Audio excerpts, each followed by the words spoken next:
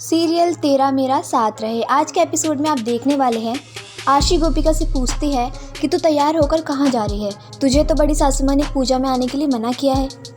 गोपिका कहती है मैंने सोचा मैं मूषक जी का आशीर्वाद ले लूँ। वो आशी को रेड पॉइजन की डिब्बी दिखाती है और कहेगी मुझे लगता है ना कि इसमें मूषक जी का खाना है। आशी उसे बताती है कि ये जहर है, जहर मैंने इसे लड्डू में मिला दिया है, छोड़ूंगी नहीं उसे।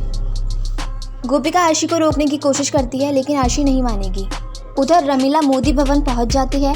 मिथिला वहां आकर उससे कहती है आपने कहा था कि गोपिका बहू कितनी पढ़ी लिखी है, याद है आपको? और आपने ये भी कहा था वो जो एक बार ठान लेती है फिर किसी की नहीं सुनती। ये सारे शब्द याद रखना, क्योंकि यदि अगर मेरे सामने ये सत्य आया कि आप झूठ बोली हैं तो केवल गोपिका बहू नहीं, आप और आशी भी अपराधी माने जाएंगे। और हाँ, हो सकता है गणपति बप्पा के विसर्जन के साथ कुछ और भी विसर्जन हो जाए इस घर से। मिथिला तो रमीला को साफ साफ चेतावनी दे चुकी है। सभी पूजा में मग्न हैं और गोपिका दूर से ही सोच रही है कि मैं मूषक को कैसे बचाऊं। वहाँ सक्षम और चिराग विसर्जन से पहले गणपति बप्पा को पूरे घर में परिक्रमा करा रहे हैं। तभी मीनल नीचे पड़ा हुआ लड्डू देखकर उसे उठाने वाली होती है, लेकिन उसे आशी रोक लेगी कि ये चूहे के लिए है, मैंने ना लड्डू में जहर मिलाकर रख दिया है, अब वो परेशान करने के लिए बचेगा ही नहीं। सभी आशी को देखते रह जाते हैं कि गणपति विसर्जन के दिन ये क्या कर रही है। वो मूषक लड्डू के पास जाता है और उसे टेबल के अंदर ले जाता है, पर जब मिथिला देखती है तो वहाँ कोई नहीं होता। तभी सब देखते हैं कि छोटे छोटे लड्डू के टुकड़ों से रास्ता बना हुआ है जिससे मूषक बाहर की तरफ जा रहा है और गोपिका ने वो रास्ता बनाया हुआ है।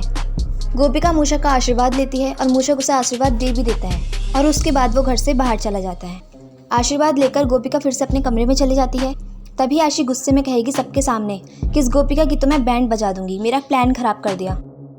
रमीला फ़ोन करने के बहाने से वहाँ से चली जाती है क्योंकि उसे पता है गोपिका आशी की डांट बिना कुछ बोले खा लेगी और मिथिला को पता चल जाएगा कि वो निडर नहीं है। आशी गोपिका को सुनाने आती है। तभी रमीला आशी से कहती है कि तेरी हिम्मत कैसे हुई चूहे को मारने की। रमीला ना गोपिका की साइड लेने का ड्रामा करती है और आशी को इशारे करती है कि जब गणपति जी गदा लेकर खड़े हो ना तो मूषक जी से छेड़खानी नहीं करनी चाहिए। गोपिका ये सब सुनकर शौक में है कि रमीला उसकी तरफदारी कैसे कर रही है, लेकिन उसे नहीं पता है कि वो अपने को ही बचा रही है। मिथिला बाहर बात से कहेगी कि आशी ने मूषक के साथ गलत किया और वो ये भी कहकर गई है कि वो गोपिका बहू को डांटेगी। अगर गोपिका बहू ने आशी बहू की डांट सुन ली तो ये बात स्पष्ट हो जाएगी कि वो निडर नहीं है और मैंने सक्षम के लिए गलत पत्नी चुन ली है। रमीला गोपिका के कमरे में ही है और उससे कहेगी कि आशी को डांट। उससे बहुत फोर्स करती है आशी को डांटने के लिए, क्योंकि इस टाइम उसे खुद को जो बचाना है। बाहर से मिथिला को आते देख वो दरवाज़ा बंद कर देती है और एक डंडा लेकर आती है। गोपिका को डंडा दिखा दिखा कर कहती है कि इसे डांट। गोपिका को तो डांटना भी नहीं आ रहा। मिथिला वहाँ दरवाजे के बाहर आ जाती है और झाँक कर सब देख रही होती है और अंदर रमीला उसे फोर्सफुली आशी को डांट लगाने कह रही है।